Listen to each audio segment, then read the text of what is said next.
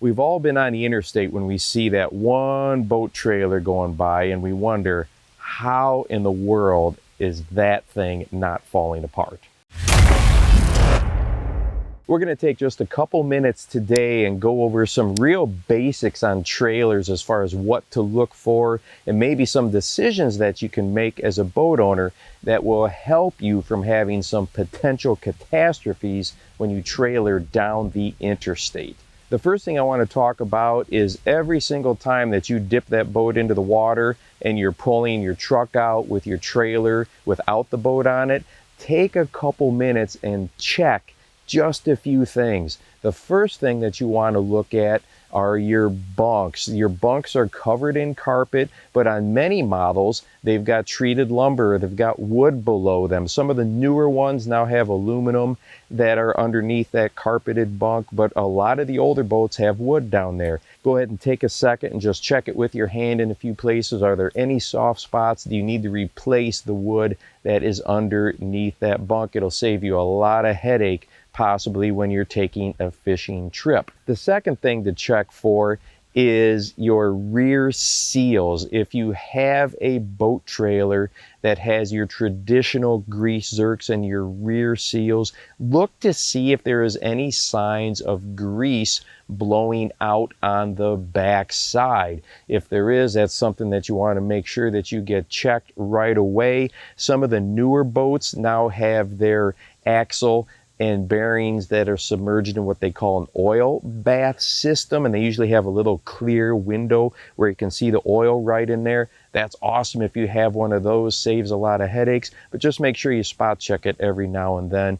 But if you have the traditional greased bearings, really be careful of that. On the inside of those, or the underside where we can't always see them, it's so easy to not notice if there's a problem. And boy, you don't want to be going down the interstate hours from home and have one of those wheels seize up because that grease has leaked out and overheated. So that's the second thing to check. The third thing to look for, especially if you have leaf springs for your suspension system, is you want to get down there and check to see if you have any hairline cracks. At just a first glance, you can walk by it, everything looks fine, but when you get really close, you might notice that there's a crack that goes all the way across. Well, that means that leaf spring is getting ready to break. And what can happen is if you're trailering and that leaf spring busts, is it's going to drop down, and then your fender or your wheel well can come down and ride right on the tire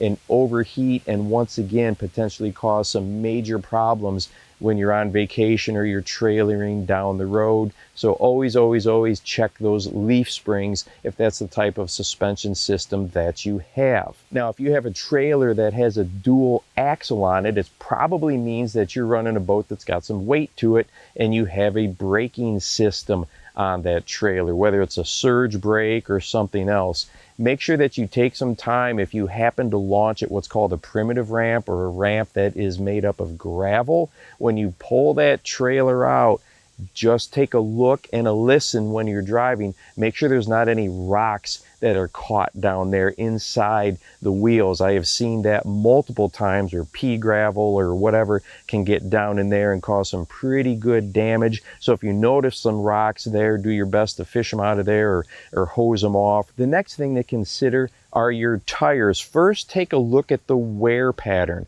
Hopefully the wear pattern on the tread is very even. Matter of fact, just yesterday I saw a trailer going down the road that was pitched out. Those tires were pitched out just like that and riding almost on the sidewall. If you see an uneven tread pattern, that means that your bearings probably need to be changed. So it's a good indicator. Go ahead and break those things apart, get those bearings swapped out, or take it to a mechanic and get it taken care of. But always be checking that tread pattern as you trailer throughout the year. And then when it comes to tires, you may want to consider upgrading your tires to a radial. Now, depending on the price point of your boat, your trailer may already come with radial tires, but many of them come with what are called sport tires or the bias ply tires. Oftentimes those are on there because they're less expensive, and if you do trailering just from home to the ramp and it's only a few miles and that's as far as you go, those tires are going to serve you a long, long time. But if you put on many, many thousands of miles on your boat trailer like I do, it's not a bad idea to upgrade to some radials. They are more expensive, but they dissipate heat much, much better, and they're also more puncture resistant as well. And I don't know if you're anything like me, I always panic when I'm going down the road with the boat trailer behind me because of what could potentially go wrong. And maybe that's because I've had so many things break down over the years. When you put thousands of miles on that trailer, things are going to happen. So upgrading to a radial tire, if you have a sport tire, is something that I think is an excellent choice. Now, as far as your spare tire, the bias ply or the sport tire is going to serve you just fine. The next thing I want to discuss are trailer lights. Holy cow, what a pain. It feels like I fight trailer lights all the time, and I'm sure that you may as well.